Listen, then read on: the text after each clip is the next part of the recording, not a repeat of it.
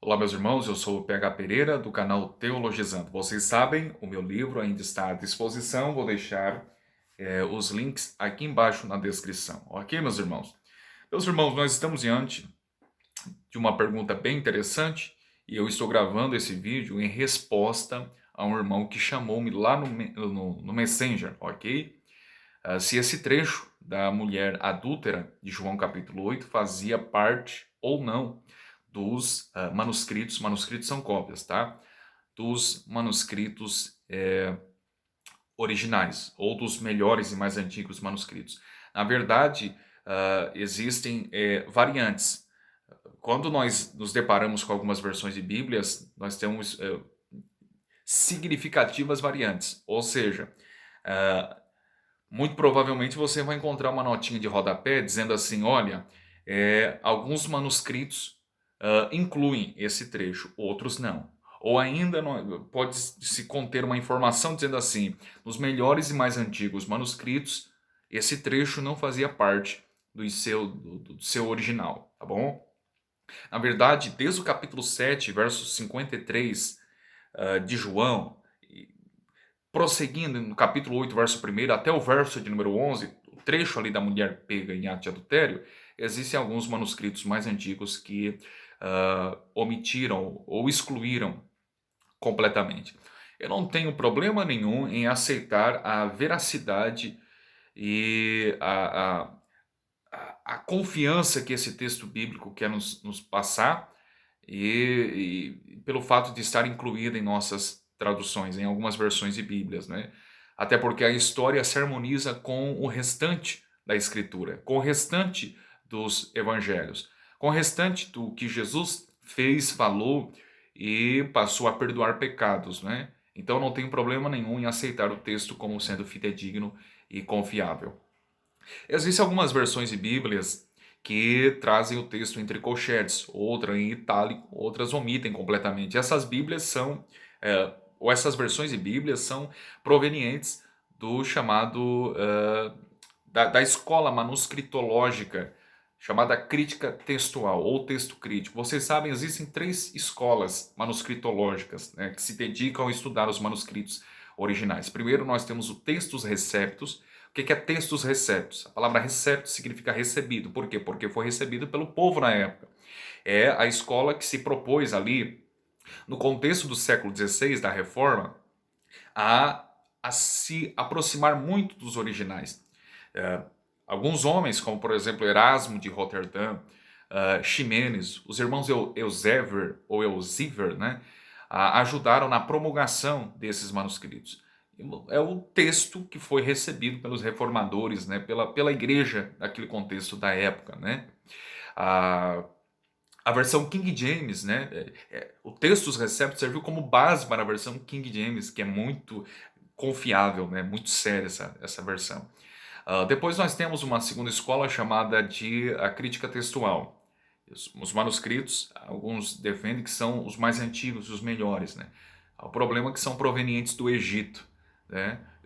O Egito, né, o entendimento era esse dos primeiros patrícios, inclusive Irineu de Lyon, Tertuliano afirmava que o Egito, ali no Egito estava concentrado as maiores seitas e heresias. O berço das heresias saiu ali exatamente do Egito, né? Então, essa escola de texto crítico se baseia em textos os mais antigos, né? E quando você vê Bíblias como, por exemplo, Almeida Atualizada, Nova Tradução na Linguagem de Hoje, a NVI, entre outras, elas têm como base essa segunda escola manuscritológica, por isso que algumas delas trazem textos como Marcos 16, do 9 em diante, entre colchetes, um em itálico. Outras trazem, por exemplo, o Evangelho de João, capítulo 8. Outras trazem lá o episódio do paralítico do tanque de Betesda, de João, capítulo 5, né, verso 4, que um anjo descia e movimentava as águas. Entendem que não fazia parte dos manuscritos originais, ok? Então, essa escola manuscritológica omite esses textos. Mas existe uma terceira escola, que é a escola chamada a escola manuscritológica majoritária, que na verdade é um desenvolvimento mais contemporâneo, mais moderno da primeira escola, isto é, do textos receptos. Os reformadores defendiam textos receptos e eu me familiarizo com o textos receptos. Curiosamente, eu tenho essa Bíblia aqui, ok? Novo Testamento Interlinear, grego-português, da Sociedade Bíblica do Brasil. O texto de João capítulo 5, verso 4, que o anjo desse movimentava as águas, essa Bíblia aqui, ela aboliu completamente o trecho, tá bom? Veja bem, vou mostrar aqui para os senhores. João capítulo 5, verso de número 4. Aqui, se observar bem, não sei se vai dar de perceber aí na câmera, deixa eu colocar aqui certinho. Pula do verso 3 para o verso 5, excluindo o verso 4, do episódio que o anjo desce e movimenta as águas. Mas, curiosamente, o episódio da mulher pega em ato de adultério, em João capítulo 8, traz aqui no seu original. Olha aqui, João capítulo 8. Veja bem, João capítulo 8, a mulher adúltera. Todo o trecho do capítulo 8 até o verso de número 11 nós temos aqui, tá bom? Curiosamente, esse texto, este grego interlinear que eu tenho em mãos, ele é proveniente do texto crítico. E mesmo assim ele trouxe, né? O que nós devemos atentar é que, segundo cálculos ali e pesquisas, em 2010, ok? Os manuscritológicos, ou os manuscritólogos, né? Eles fizeram cálculos e encontraram mais de 5.700 manuscritos gregos remanescentes do Novo Testamento. Atente, meus irmãos, nós temos muito texto grego à disposição.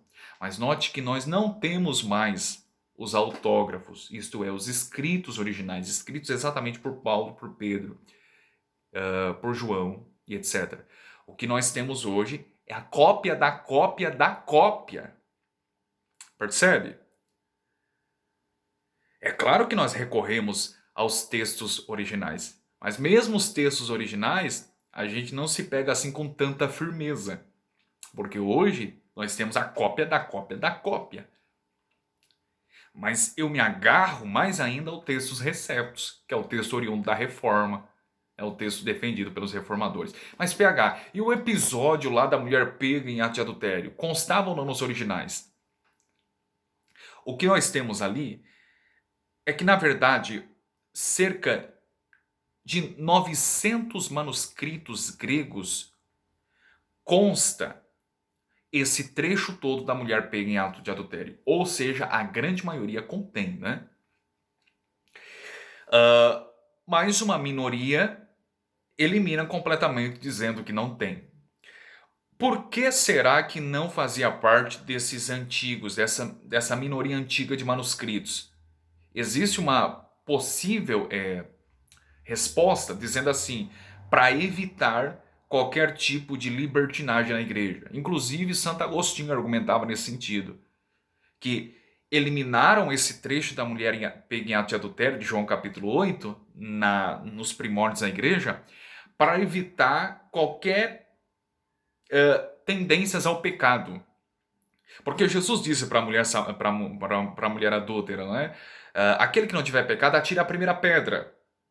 E aí alguns parece que iriam entender que Jesus estava sendo conivente com o pecado daquela mulher. Estava dizendo, continue pecando. Mas é um problema, porque o mesmo Jesus continua, né, dizendo, vai e não peques mais. Então, existia esse argumento na igreja antiga, nos primórdios do cristianismo, inclusive Santo Agostinho argumentava nesse sentido, para evitar qualquer argumentos, desculpas que alguns crentes iriam usar, dizendo, olha, Jesus falou, aquele que não tiver pecado atira a primeira pedra, então deve-se ter tolerância com o meu pecado. E talvez, Agostinho argumentava que talvez alguns eliminaram por esta razão. Ok, meus irmãos? Enfim, eu penso que havia sim nos originais, inclusive eu tenho o original, né? Embora faz parte da escola do texto crítico, e mesmo assim traz esse texto, ok? E mesmo se não fazia parte dos mais antigos, dos mais antigos e melhores manuscritos, nós, como crentes professos, devemos aceitar essa revelação de Deus que chegou até nós e devemos entender que ela se harmoniza com o restante da Escritura, ok? Não há nada aqui contraditando o ensino geral das Escrituras, nem aquilo que Jesus fez, né, falou e assim por diante. Pelo contrário, se harmoniza. Ok, meus irmãos? Espero tê-los ajudado. Um abraço.